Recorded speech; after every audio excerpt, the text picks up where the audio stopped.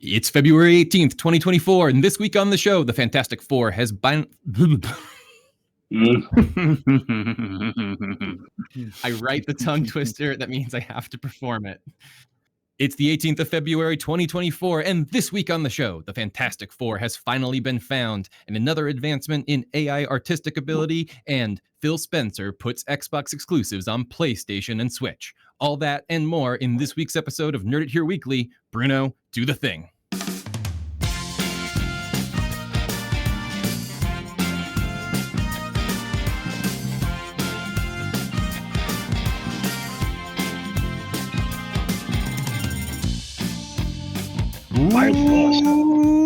Welcome to Nerd Here Weekly, a podcast about the week's biggest stories in nerdy news. I'm Ryley Trahan, Senior Entertainment Editor at Nerd Here Weekly, and I'm joined by Deepak Chitnis. This is the Christopher Walken episode. We all talk like this. Where is Paul Atreides? Fred Neighbor. So while Riley's going to be the senior editor of Nerdy Here Weekly, I've decided to take over as the senior editor of Nerdy Here First. Thank you all so much for the promotion. I really appreciate it. I'm going to lead this. I intend to lead with a firm and gentle hand. That's what I get for leaving a power vacuum. And coming to us from deep within the Fremen Surech, where he is preparing to take part in the Maker Ritual. Jack, don't go too big on the worm. It's Jackson Trahan. It's amazing Anya Taylor-Joy's makeup stays so good down here. We want to get to that in a second, but first we want to thank everybody who is bringing this show to you. If you are a member of the Nerd Here First community, your $5 a month helps us make this show possible. And as a special thank you, we'd like to make a special show just for you. It's called The Nerd Out. It comes out every week. It's a lot like this show, but instead of talking about the news, we talk about other stuff. So, for example, on an upcoming episode, we're going to be talking about Dune. So I guess that means we're not talking about Dune today. The rules are confusing. Sometimes we talk about the same stuff in different ways. It's hard to explain exactly what makes a nerd out, but if you go to the Nerd Out, you can find out. So head over to NIHF.com/subscribe and toss some $5 in the hat and get yourself 4 bonus podcast episodes every week, plus other various benefits. One other thing. Famously, there was a senator who said, I can't define the nerd out, but I know it when I say it. Yeah. That's how we got through that trial. We also want to mention that if you enjoy the kinds of stuff we make around here and you want more of it, we have a new show called Put It on the Table. It is a tabletop RPG show coming from our producer on this show, Bruno Meneses. Bruno, I know how to say your name. My mouth is just bad. And also, and Bruno and Sterling are hopping on every 2 weeks, every once in a while, every 2 weeks to talk some tabletop stuff. They've had 3 great episodes so far. One just kind of going over the general world of tabletop games. It was fun to hear their first episode on the mics because they were all worried about all the tangents. And I was like, guys, have you listened to Weekly? It is a podcast about tangents. But yeah, first episode was all, like kind of just a general coverage of their experience in the tabletop world. Second and third episodes were more deep dives into specific tabletop systems. And I've seen the plan they have for that show moving forward. And I'm just letting you know you want to hop on now so that you do not regret missing out. So right now you can get those preview episodes in weekly, but be on the lookout because they're getting their own feed on the site soon. So you don't want to miss that. If you subscribe for free at NIHF.com, you'll get an email when that feed is up. You don't even have to give us the $5 or nothing. All right. Promo stuff over. Let's get to the news. Well done. Thank you. First up, surprise, surprise, Miss Anya Taylor-Joy is going to appear in the film Dune. But we're not saying who she is or who she's going to be. And please don't take her appearance at the premiere as a big, sexy baby to be any indication of it. Right, Jack? Mm-hmm. I mean, we can talk about it. I mean, everyone knows who she is. Right. There is a very prominent role that has been uncast in the film so far, and that is Paul Atreides' sister, who was, you may remember, in utero in the last film. But will come into her own. The story takes place over an incredibly long period of time, especially if you get into the books. They're not going to adapt. But I'm excited, it's going to be good. It's going to continue the tradition of sci-fi siblings having cool, normal relationships, and nothing's going to be troubling about it. God. I knew that they were going to include his sister. I'm curious how much they're going to include his sister. I think there's a lot of things in Dune that you're just like, we don't need to go down this route, guys. There's a lot of things in Dune. There are a lot of things in Dune. That's for sure. I know Deepak and I talked about this a little bit, and is it silly? I don't know. I don't know if I ever feel like casting news can be much of a spoiler in one way, right? Because it's like, well, a person is playing a character, right? And I don't want to get too much. I do think there is more to be spoiled by us getting into the weeds on what the Alea Atreides character kind of represents and sort of some of the big plot beats she carries out. But maybe I'm wrong. Maybe there is for a non-book ready person, right? Maybe it is a spoiler to hear that grown lady Anya Taylor-Joy will be playing a newborn baby of Rebecca Ferguson. But on the same, by the same token, I sort of end up feeling like, I don't know, like, is this an answer in want of a question? Oh, I don't think this is much of a spoiler because the people who read the book will know who she is. The people who don't really know enough to. Well, my whole thing is if you're going to keep her a secret, because they never announced that she was cast. She was never part of any press tour. Don't invite her to the premiere. Yeah, keep her a secret. Like, what is the point of having her there now? Yeah. Right. God knows she's got enough press tours to do right now, right? Right. No, she's a busy lady. And it's for this, right? It is so that people will go, oh, you guys know who plays Alea? And she'll show up and she'll do her thing and she'll meet Christopher Walken in a very cool and exciting scene. And, that'll be that. We'll be here for it. And I look forward to seeing what it looks like on the screen because she's a good actor. And in my opinion, execution is everything. This is entirely so that people go out, do their own research on the character so that when the movie happens, they're not like, what the fuck did I just... You think this is just prefacing people for a soft landing? I like that. Well, Fred, you've got the Anya Taylor-Joy contingent of fandom. You have the Florence Pugh contingent of fandom. You have the Zendaya contingent of fandom. All three converging on one movie now. I'm looking forward to Taylor Swift's casting news. Yeah, no. Imagine. Yeah, right. All right, next up, Fred, this is sort of just a story I put in the roundup so you could react to it.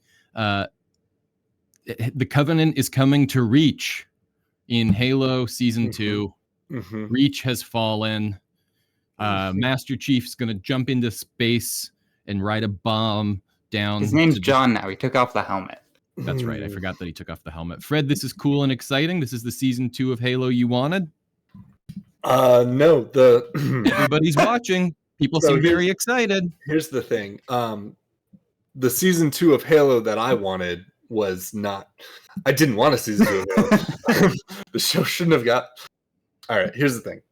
If you're gonna bring the Covenant to Reach, you have to understand that Reach is my personal friend neighbor's favorite Halo game. That's the first thing. That's the first thing you need to know. Yeah, that is. If you're gonna make a show on the planet of Reach, you have to realize that it's very important to me, and I'm the voice of the people.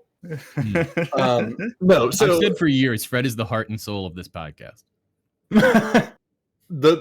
I've already seen promos for the episode where John is eating his ramen, is I think the Covenant are here, and the person's in the ramen, is no, on the planet. The entire first mission of Halo Reach is the UNSC discovering that the Covenant were on Reach. They've already figured it, and it's not a subtle, we sent Spartans to discover. No, they were how this happens has already been documented. You can't retread this. It's gonna piss people off. The games are going to be always the golden tier canon. This is how this went down. But also, the second the Covenant are on Reach, you have a very fixed timeline for how long it takes Reach to fall before that planet is glass. Like, there's going to be no more stories on that planet at all, period, until after the Covenant War. And also, as soon as you take the Master Chief, like, his actions are very well documented throughout. Hey, Fred, could I ask Fred not to I did want this, but you got an interesting point there, and I wouldn't mind you running it down more. When you're adapting something like this, right? So from my perspective, right here, let me speak to this as a I don't know if you've heard of this fellow Spider-Man, right? Sure. But when I read, comic books about a certain plot arc, right? Like, for example, you can go back and read like when Spider-Man and Venom, like Venom was introduced and he wears the black suit and all that, right? That's not exactly how it goes in the Sam Raimi Spider-Man 3 movie, right? It's definitely not how it goes in the Eddie Brock Venom movie with Tom Hardy, right? It's not how it goes in the Spider-Man 2 video game, and it probably won't be how it goes when they introduce Venom in the Spider-Man 4 movie, right? Coming from the MCU. They're all fun and different. I have my preferences. Do you feel like, regardless of what the show ever does, like the video game is canon for you and everything else is just like a facsimile or a simulacrum? Yeah, no, absolutely. No matter what the show does, the video games will be like the definitive. So you're just like, you're getting it wrong. That's just like your only reaction to this is like, you fucked it up. Yeah, right. It's the Bane mask from Dark Knight Rises, and like that is exactly incorrect, right? Yeah, but that's cool. Yeah, but this isn't cool. It's not good.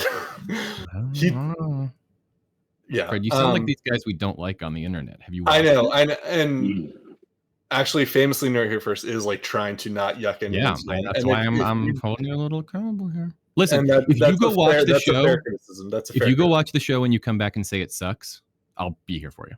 Yeah. I think specifically this story gets to me because Reach because you love Reach is my favorite of the Halo games. Which I get that. I think that's fair. You don't have to love everything. You just have to let other people like it if they do. No, that is fair. I'm going to say that the show's not for me. We've just been laughing about it all week because I saw the ad like on the Super Bowl and I texted Fred and I was like, the Covenant is coming to Reach, and he's like, God damn it, they are not. They are not. I saw the ad while I was watching TV with my friend, and they responded, "There's a Halo show." Yeah, it's about where it's at. All right, next there's one good movie adaptation of Halo. It's Forward Unto Dawn. You guys should check it out. Fred does enjoy Forward Unto Dawn. Next up in the news, at the PlayStation State of Play showcase in January, Hideo Kojima, our new favorite, that guy to talk about on this show, announced his return to the action espionage genre with a video game hybrid codenamed Fizzant that will have, quote, near-life graphics.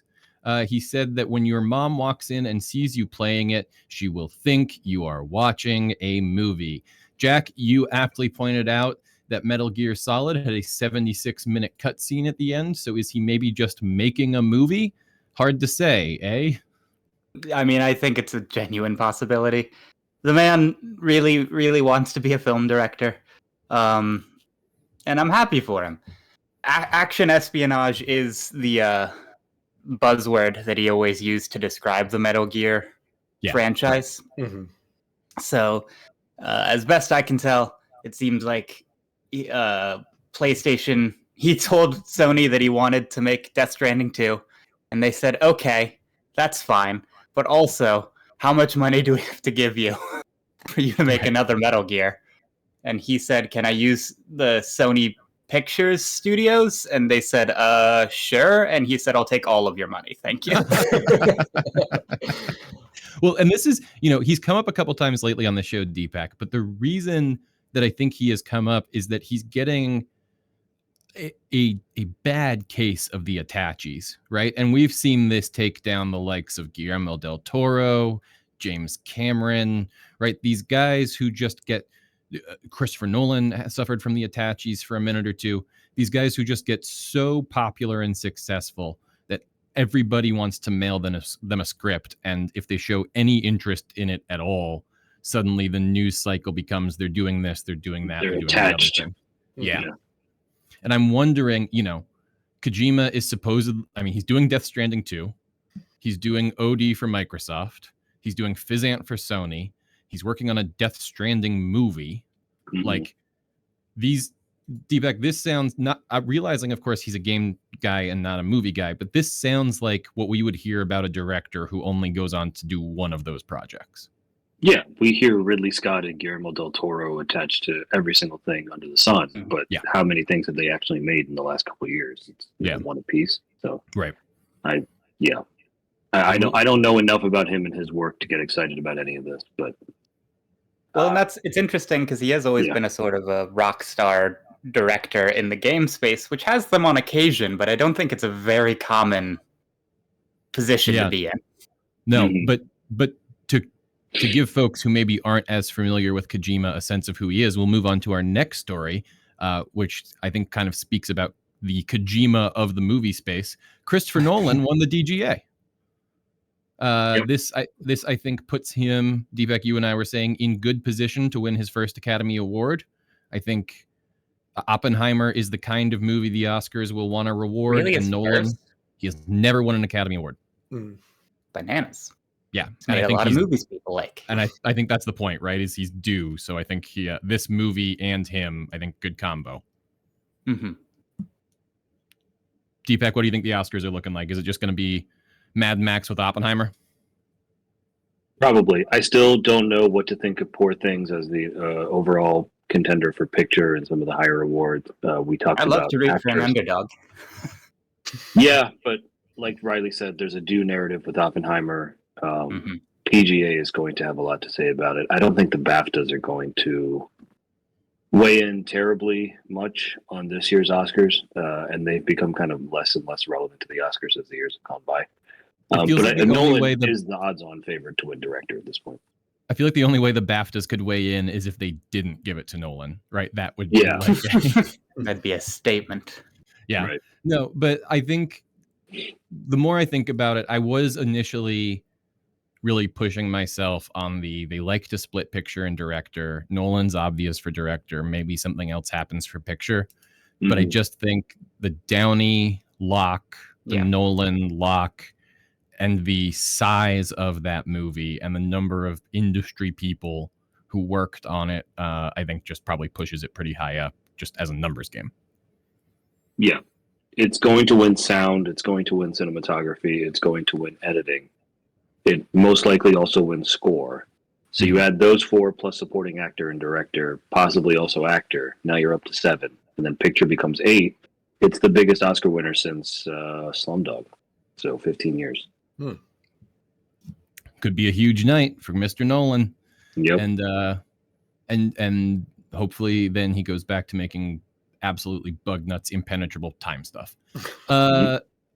Jack, rumor on the street is the Switch 2 is delayed, but you say nay. I mean, I argue that it was never announced. Can't be delayed if it doesn't exist. Yeah, kinda. But yeah, I mean, I'm not terribly surprised. The Switch continues to be the 3rd best-selling console ever made and the best-selling console currently being produced. So I get why you might want to extend that lifespan out as long as you can. To be honest, Nintendo's history in following up really great successes like this is a low batting average. So I feel like I understand their trepidation trying to come up with a appropriate sequel, because that's what people expect it to be. And every time they've tried to do that, it's fucked up. There's been this generation of consoles drive. So odd to me. Because the Switch still feels new to me, which I know it's not. It's like 8 years old now. It's like substantially unnew, 7 years old. Yeah, Xbox is moving a lot of their exclusives to other consoles, which is weird for Xbox. More on that in a minute. PlayStation announced that they're almost ready to kind of retire the PlayStation 5 and come out with the new thing, and it feels like PlayStation hasn't had 4, 5. What are we on? 4 and 5. Jeez, I know. There's just a lot of changes, and it feels like You haven't. I was saying this to like they don't feel done yet. I'm waiting for more big exclusive announcements from these consoles before you retire them, and it just feels like I haven't got I've gotten a couple big things, but well, and Deepak and I were talking about this over the weekend, and I said Sony announced they're starting to wind down the PS5, and he was like, "I thought you still couldn't find it in stores."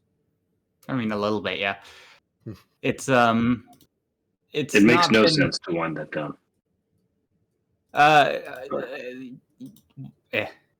I think they're going they're sunsetting a console that's only been available widely for 18 months and only launched in 2020 or 2021. It launched in 2020 with the Series X, and I think they're going to do a mid console. They're going to do like a proper PS5 Pro, is I think what most people like the think, Slim and the Lite and all that. Yeah, which is in line with what Sony does, because there are enough people who bought a PS5 in 2020 who will buy a new one now, and that's all it is. It's the flat part of the graph in terms of how long can we wait before we release a new one and maximize our revenue.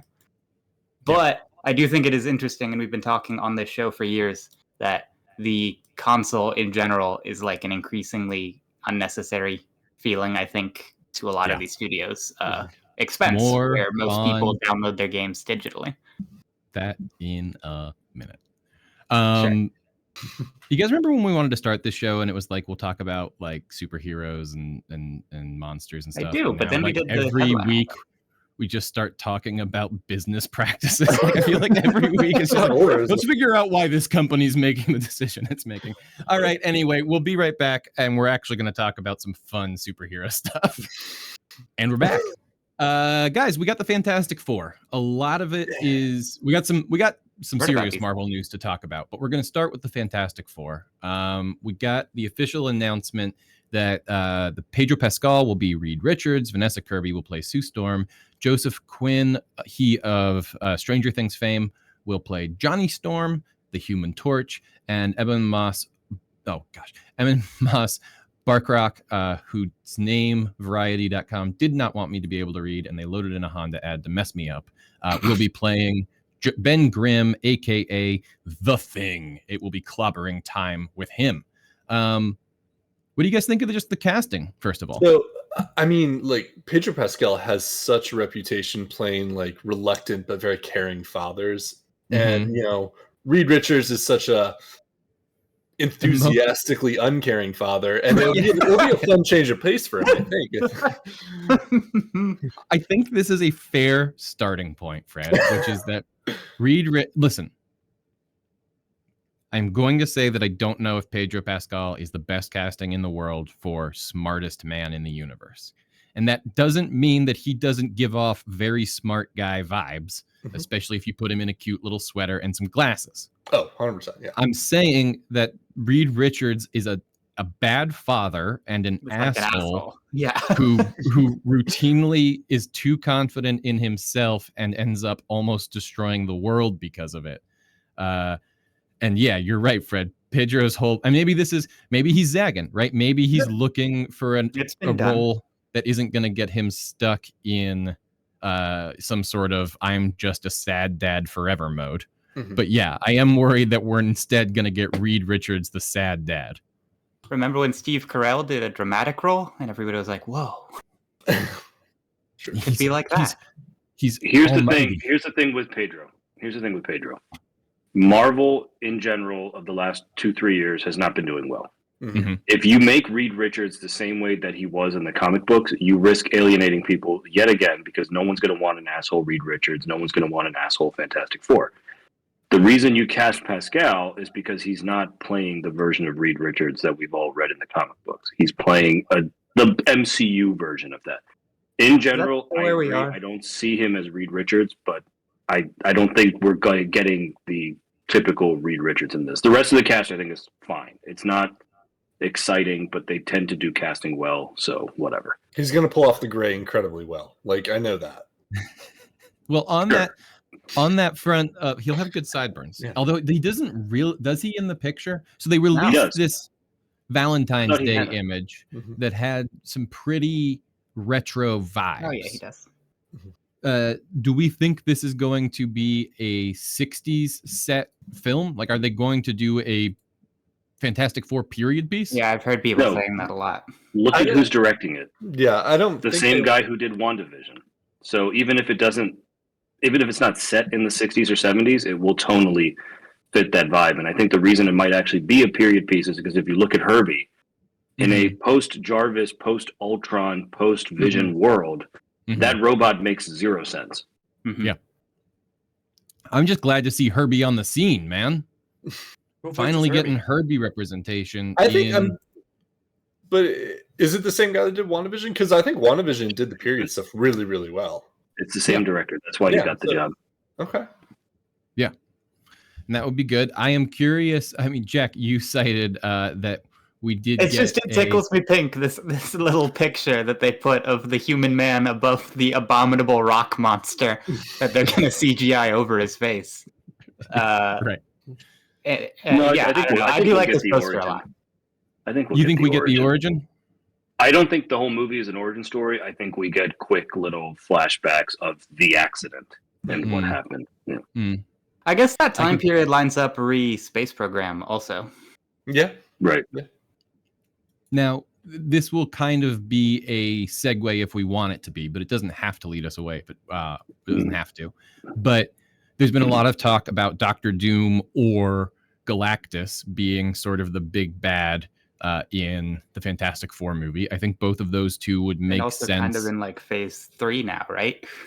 For whatever we're on. I don't know that you come out swinging with Galactus in the first Fantastic movie. I thought Galactus was all in Eternals. No, he was hinted at. Oh. Yeah. And that would be sort of the big thing, right? Is he's already laid track there. And if we look at the Deadpool and Wolverine trailer, which we got to look at the Super Bowl, and plot elements were in there if you wanted to go looking for them, especially if you've been doing all your Marvel homework up till now and you know about TVA. It seems as if Ryan Reynolds and Hugh Jackman will be dealing with a hodgepodge of failed has-beens from the Fox Marvel universe, which is pretty funny. And does seem like they could kind of have an uncasted Victor Von Doom in that film if they wanted to. Whether or not he jumps over to main continuity would be fine. But I guess I'm curious, what bad guys... Wouldn't that be fun? What bad guys do you want the Fantastic Four fighting? Do you want Von Doom? Do you want Galactus? Do you want the Mole Man? I don't have a particular one that I want. I just would rather have them introduce Von Doom and then maybe the end of the movie is him becoming like the way they handled Sinestro in the first Green Lantern movie. Like he's not Sinestro yet, but by the end of the movie, you've teed him up to be Sinestro. Because you're not just making one Fantastic Four movie. You don't have to blow your load early. Just make a good, solid. We talked about this. Here's your good Fantastic Four movie. I'm going to give this to you, and then you do whatever you want with it as far as connecting it to the rest of it. Yeah. I think that would be ideal. Mm-hmm. Go ahead, Jack. I think an issue of scaling past Thanos has always been a thing people talk about, and Galactus is one of the only villains that Marvel has that might be able to feel like a bigger deal. Yeah. Because he eats the whole planet, not just half of it. So I feel like keeping him as like a broader phase villain, and then maybe keeping Doom in the Fantastic Four like area as their, I don't know, almost like their Loki of just like this team has their problem that they deal with, but I don't know if I need to see Iron Man fighting Doctor Doom yet. Now, what if I hit you with this one? Here's my big brain scheme on this bad boy. What if, well, unfortunately, it doesn't involve Mole Man. What if the first movie is Galactus attacks Earth? A chipper and excited Reed Richards thinks he can save the day. He fails. The Fantastic Four has to escape through a portal to another dimension where they come to Earth 626 or whatever they call it in the movies. And isn't the movie verse like 1999 or something? Yeah. Anyway, they come to Tony Stark movie universe, and who else comes through that portal but Victor Von Doom, who now knows you can't trust Reed Richards, and now Reed Richards is all burned out on like, I thought I could save the day, but it turns out I have to to hate, or something like that. What do you guys think of that pitch? That could be fun. Yeah, that sounds like the movie. So, all right. I would like that. I would then not have Galactus do anything else again for the next 10 years. Because you gotta like build toward it. And I think that I've had a lot of no reason to watch the previous Marvel movies because I don't know what they're building towards right now. And the phase 1, phase 2 always felt like they were building towards something, and I don't feel like that, so I don't feel like I need to watch them. And I think they want to bring that urgency back. You want to see what these chapters are going towards. Fred, foreplay is important. It's not just all about getting to the end. You can just take some time to enjoy the process. Speaking of which, we wanted to talk about, so Pascal casting news leaked in November, right? Previously to that, Vanessa Kirby told Variety when she was promoting Mission Impossible that she would love to play Sue Storm. Do you guys think these roles have been locked down for a while and we're just finding out about it? Do you think we have heard rumors about the Thing casting a while back? Do you think we're just now finding out about it for a reason, or do you think it only just kind of got finalized? No, I think the first 3 were done. It was just Pascal and his schedule they were waiting to finalize before they dumped everything. Right, because they moved around a bunch of dates as well, right? This is now the July 25 release, and Thunderbolts got moved up. Right, moved back. Oh, moved back. Okay, good. Moved back for Thunderbolts is good. Moved up worries me. We got the Deepak. You weren't on last week when we talked Deadpool Wolverine. Do you want to get into expectations for Hugh's return?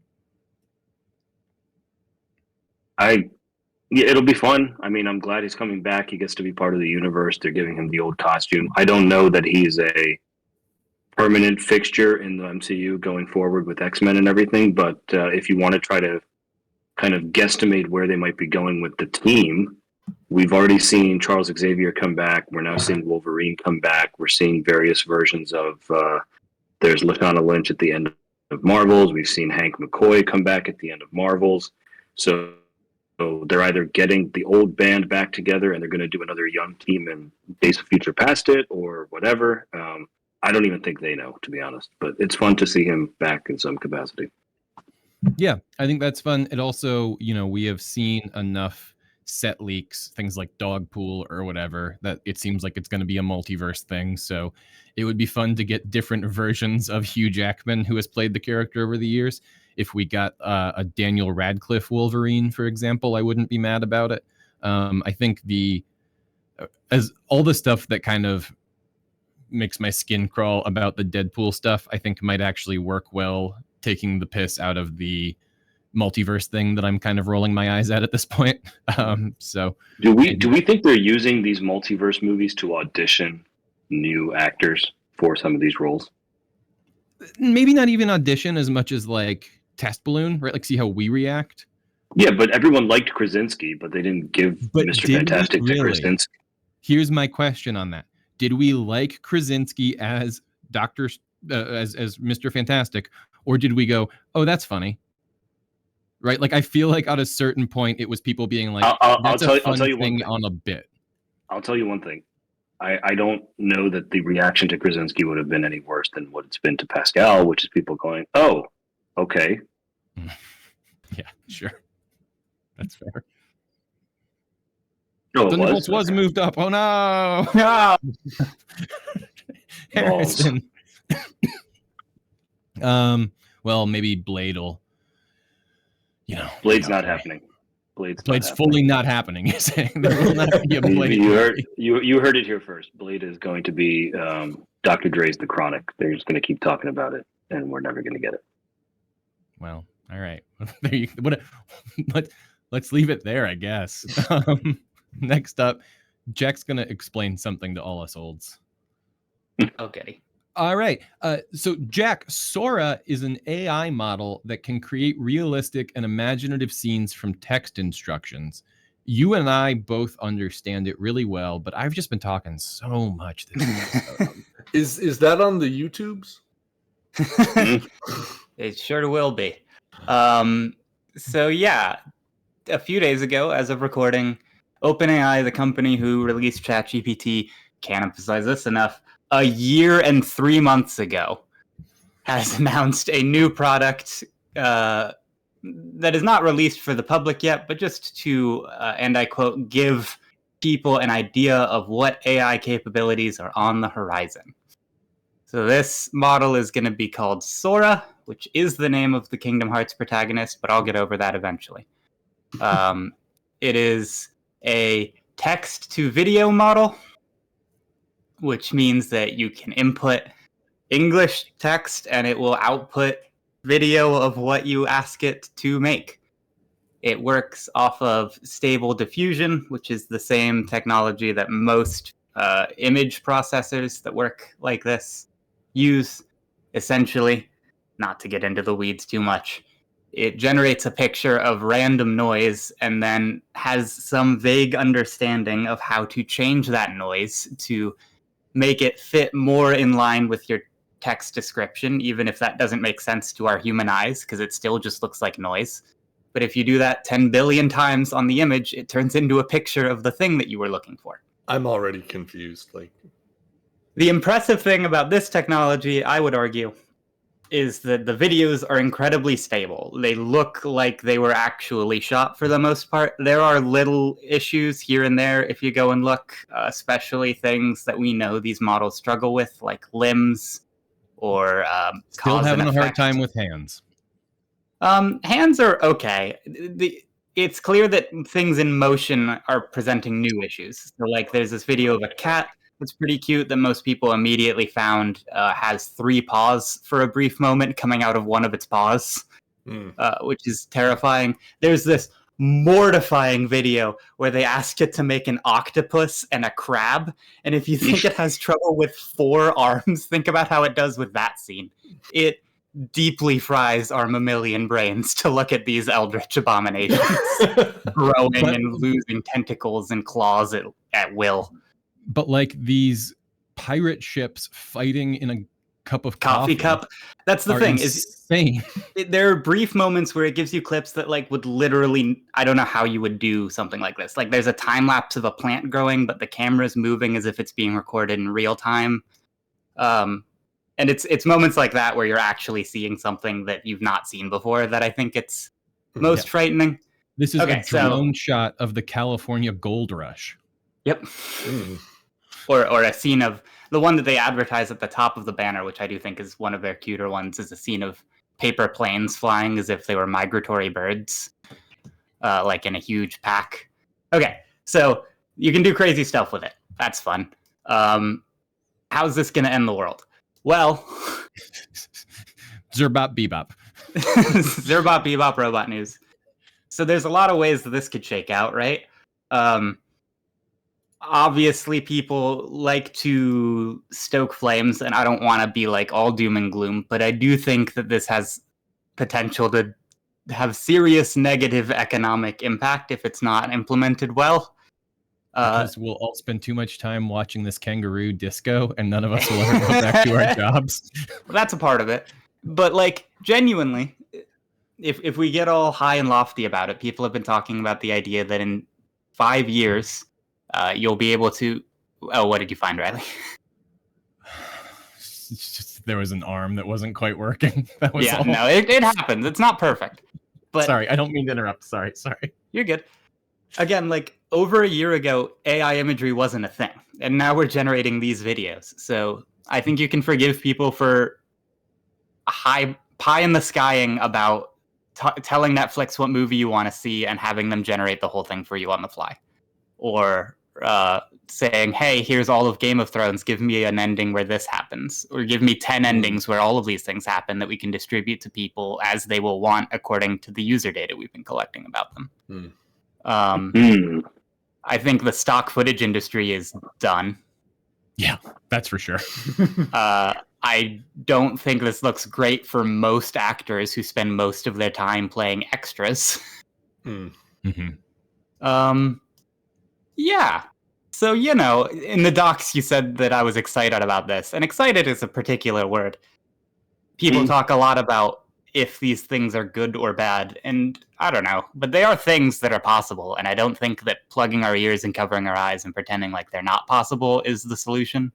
I think we need to have practical ways to deal with these technologies existing. Yeah, I mean, I think ultimately the scary thing for me is that eventually it's going to come to the point where we can't tell a fabricated video from a real one. Like eventually that will happen, and then at that point it's already pretty close. If you are not looking at these videos to tell, like the amount of attention people pay to like Reddit, I think if you saw one of these on there, you would not dig into it deep enough to figure out if it was or not. Yeah, and that is a concerning thing that I don't know how to deal with, so I don't think about it. And on some level, that's not new. That is kind of true of like CG art in general. Now, a lot of these things are not impossible to create. They are just difficult to create and would require someone with training and a lot of money and a good computer. And right. And we're lowering the bar for entry to this sort of thing, which might not be good.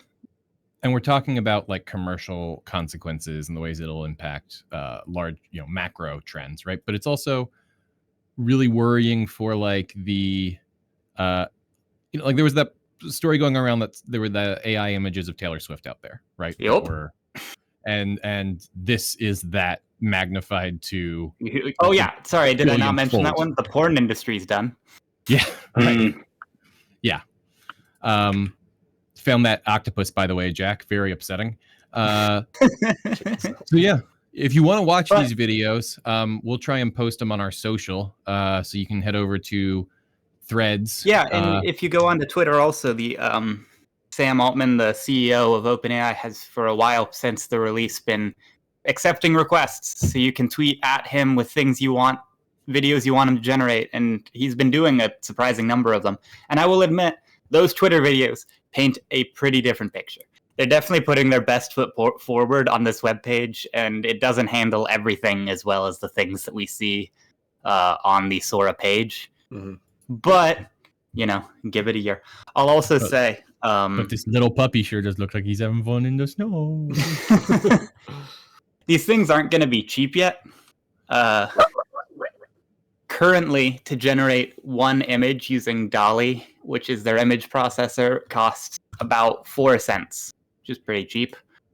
But if you run the numbers to then generate 24 frames a second over 2 hours, would cost about $7,000. Now, that's incredibly cheap for a movie, but also you're not going to get it on your first pass, and you still need to pay some people to do something for a while. So, I think this will be weird. And I definitely think there are more things we could be doing to be better prepared. I think every day that the government doesn't set up some kind of regulatory body is going to be bad. Yep. Cough, cough, the Taylor Swift stuff again. Yep. Worry, don't panic, you think? Yeah, be aware of it. I don't think there's anything we can do. I definitely don't think the solution is to not do it. I think OpenAI is not perfect, but is a shockingly good company to be leading the charge on this technology. It's not Google or Microsoft, really. They own it now. But the company culture of OpenAI has always been, we're trying to create these technologies for the benefit of people. And I think they really have people whose entire job is to think about how to safely deploy and manage these systems, which is better than it could be, which is, some company that doesn't give a shit, or some company in China who actively wants to do us harm. Fair enough. All right. When we get back, the end of gaming exclusives. All right, Fred, why'd Phil give of these here games away? What's going on here? I thought Xbox had Xbox games. Now you're telling me PlayStation has Xbox games? That's not what does it even mean? Yeah, well, no, I mean, not just PlayStation, rather. Nintendo going to have Xbox games. So yeah, Microsoft is taking a lot of their exclusives and making them not exclusive is really what it boils down to, right? A lot. Yeah, and it's really about who is making the games too. A lot of Microsoft owns lots of game studios and developers. And you. not all of those developers' games are going to be available on PlayStation and Switch. I think a lot of their lesser-known ones, I feel like, are. But that's really what this comes down to. A lot of things that Microsoft had made just for Microsoft are now not just for Microsoft. And like we talked about earlier too, just this console season feels so weird. And this is such a departure from what Microsoft had been doing before, which was just buying everything and keeping it all for themselves and then putting it on Game Pass. And now it's not doing that. And well, it seems like the way, Jack, these are matching up, right? Like which games are going on Game Pass and thus staying on Xbox, right? And then which previously Xbox exclusive, like indie title, right? Sea of Thieves, Hi-Fi Rush, Grounded, and Penitent, right? Those are supposed to, or Pentiment, a game I have never been able to say because I always want to say Penitent. Pentiment, those are going to be the 4 that it sounds like are going to be initially rolled out. And then apparently in the future, we're going to just in general see fewer content exclusives from those Microsoft studios. Is there a reason that you think that like Starfield and Indiana Jones aren't going to PlayStation 5, but Grounded is when it's been in beta for forever? Yeah, I do. I think it is a difficult thing to manage because, especially for a game like Sea of Thieves, being an exclusive is not always a selling point. When it is so cooperatively focused, having as many people able to play on as many platforms as possible is, I think, to the benefit of the game overall. On the other hand, if you are making hardware, you want people to buy your hardware for some reason, and an easy way to do that, if you're in control of software as well, is to not publish it to all of the hardware. So I think this does represent a change in how Microsoft is trying to approach their games, which I don't think they've ever been super satisfied by. What's the thing? Yeah, I mean, partially. I think it's a sort of a soft. I just think they're starting off hesitant to see how well it goes, and if it has negative effects, I don't think they want to go all in. Yeah, look, corporations like Microsoft think about things over a course of decades, not years, right? And Xbox was a solution to a problem for Microsoft. And the problem was that nobody wanted to play games on PC. Apologies, Fred. Consoles were kicking PC's ass, right? Yeah. So Xbox was a solve to that problem. We can put Microsoft games on a console and people will play it in their living room. PC gaming has had an absolute come up since then, right? And we have seen, for example, Xbox Game Pass expand over to PC, right? Yeah. We all thought, because we think we're, not all us, but like the industry, right? Everybody watching the industry, we all thought the move was going to be put Game Pass on PlayStation, put Game Pass on Nintendo, because you already have this subscriber service, and you can now charge $35 a month to PlayStation and Nintendo users the same way you used to charge it to exclusively Microsoft users. But Phil, outthinking all of us, and Deepak really penetrated, and I want Deepak, you to explain this to me, but you really got to the heart of this when we were talking about it earlier. The fact that they want to keep Game Pass on Xbox exclusively, right, is because that is now the only reason to buy an Xbox, is so you can get access to Game Pass, and you can just get you can get hardware games and slot them into your PlayStation. But if you want access to the library, you now need an Xbox. Yeah, the physical games are not the future, so we'll share the physical games, no problem. But Xbox streaming subscriptions, that's where future revenue is going to be. So we're going to keep those with ourselves. If you want to play GoldenEye, you have to be subscribed to us. If you want to play this, that, or the other, and that's how it is. I mean, from what little I understand. Yeah, and they're this branding that they're using of Xbox everywhere, right? Is distinctly different from like Game Pass. Those are two different things. And, they said, Spencer said in the press conference, Game Pass subscriptions have slowed down, right? Kind of to your point, Jack, right? We are at the point on the graph where it gets flat and you have to start thinking creatively. And so I want to say the quote from that Phil Spencer gave The Verge, which was the first outlet to really identify what games were going to be cross-platform before Spencer had just officially said there would be 4, but The Verge had the titles. The quote was, "We're making these decisions for some specific reasons. We make every decision with long-term health of Xbox in mind, which means a growing platform, our games performing, building the best platform for creators, reaching as many players as we can. We're always looking to learn as a leadership team and to grow, and we think this is an interesting point in time for us to use what some of other platforms have right now to help us grow our franchise." So what that says to me, Fred, right, is that, and we talked about this a million years ago when Phil Spencer got put in place as the head of Xbox, and he was in charge of both hardware and software. I think this is officially, Xbox is bigger than a console, right? Xbox is now just the label Microsoft puts on the game division. And Xbox growing does not necessarily mean selling more Xboxes. I think that's absolutely fair.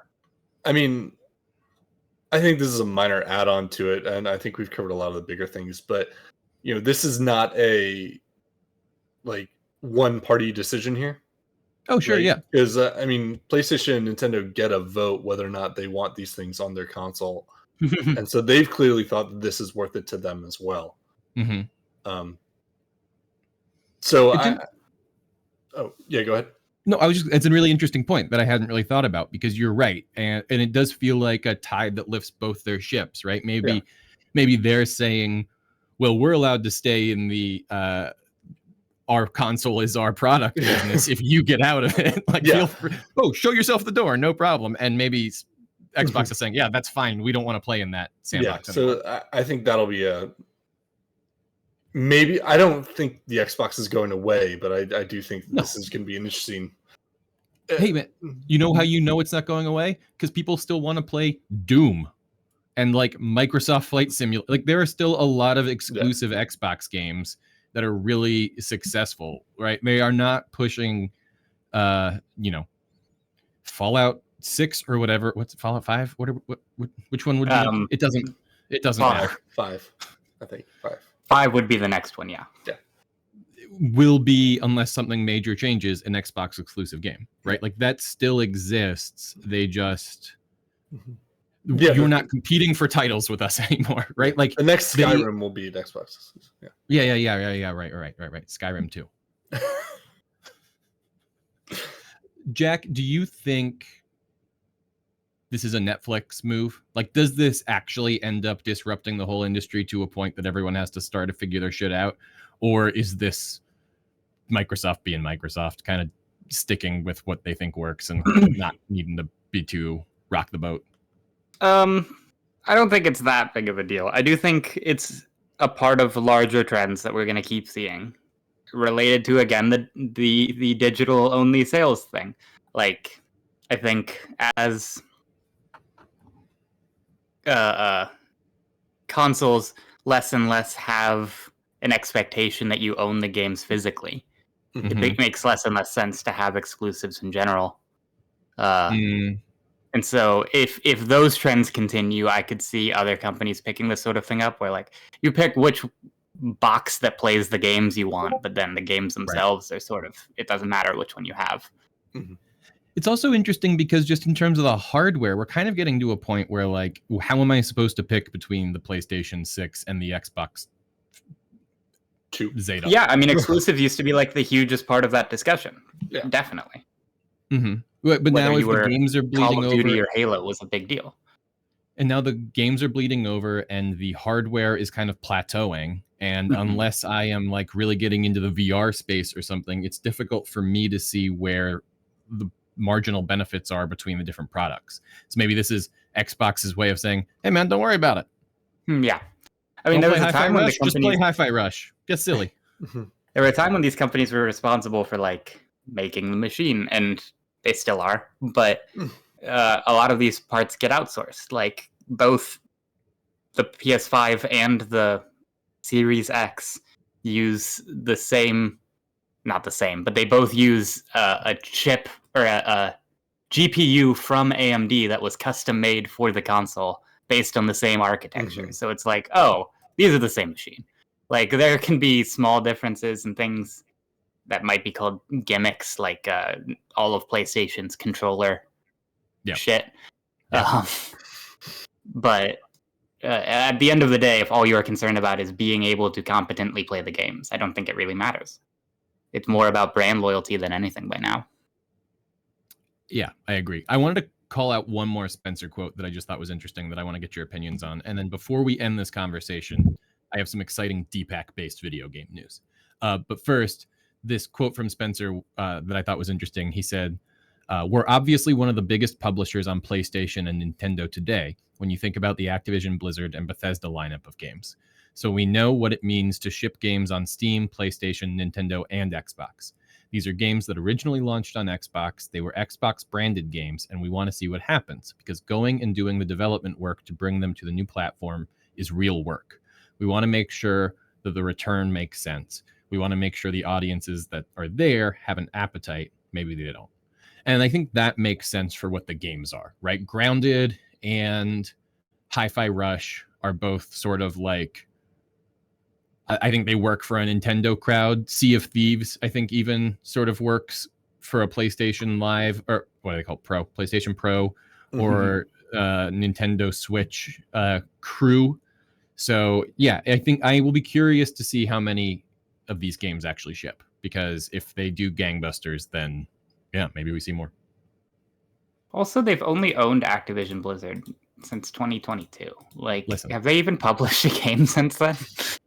No, they've had some other stuff they've been dealing with. I don't know if you've heard about it. Guys, while I was visiting with Deepak, he laid it down on some Spider-Man on the PS5. Oh, yeah? Oh, did you? Yeah. So I just didn't know if you had any questions about Deepak. That's probably the most modern video game and the most time put into a game in some time. So I didn't know if you had any questions about the experience or anything. Deepak, how did you find out where to go? Yeah, the world is so open. I don't think I ever really made it past training. It was he really just did stuff. He just did the tutorial.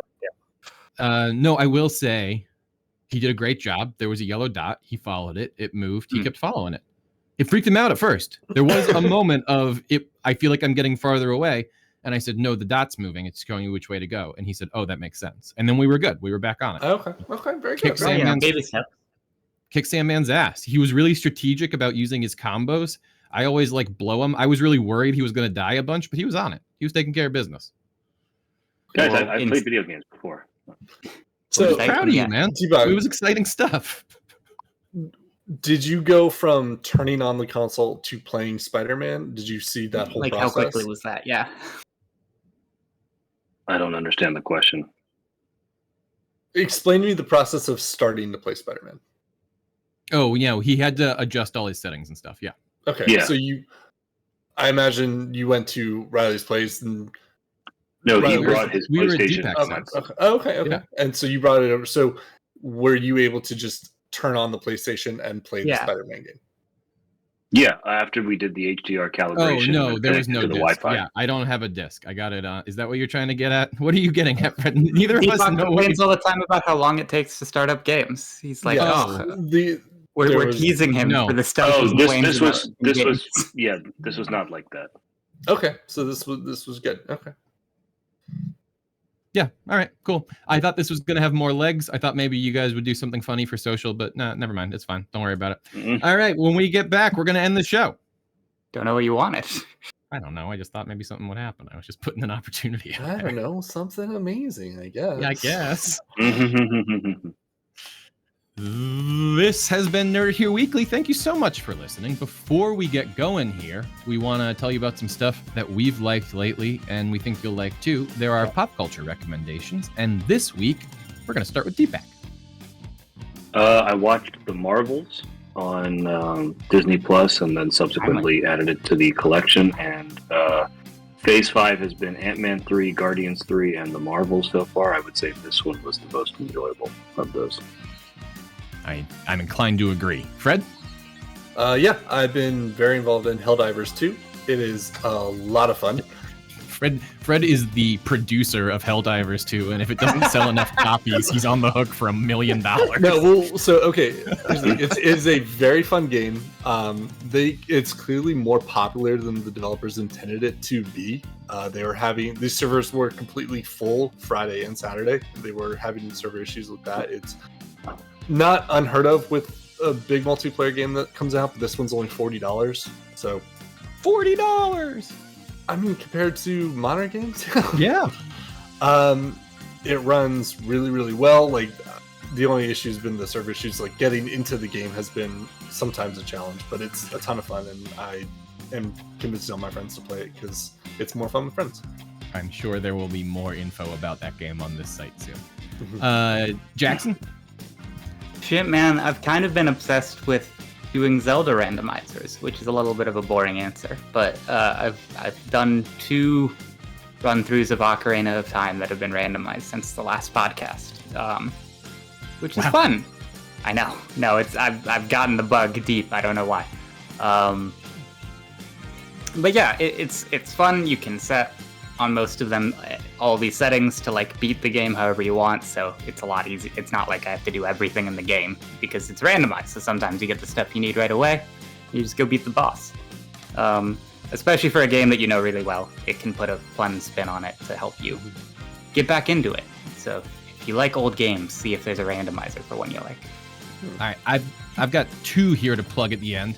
The first one, I didn't mention it up top because I was going to say it here. Of course, pop culture recommendations are always things that we are watching, reading, eating, playing, or listening to that we've liked recently and we think you'll like too. And we don't talk about eating that much, but this week on Valentine's Day, unfortunately, William Post, the man who invented the Pop-Tart, shuffled off his mortal coil in Grand Rapids, Michigan at the age of 96. So pop one into the old toaster and, have a little treat for Bill Post, who we will be sending up on the Nerd Out this week as we do a power ranking of every Pop-Tart.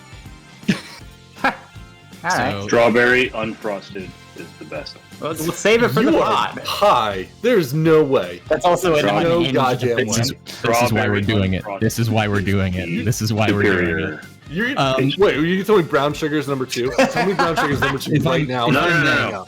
If I may. This has to go. Let's get into it. I'm here for it. This is the most interesting thing. No, I've got another one. Warriors on Netflix. This has been Nerd Here Weekly.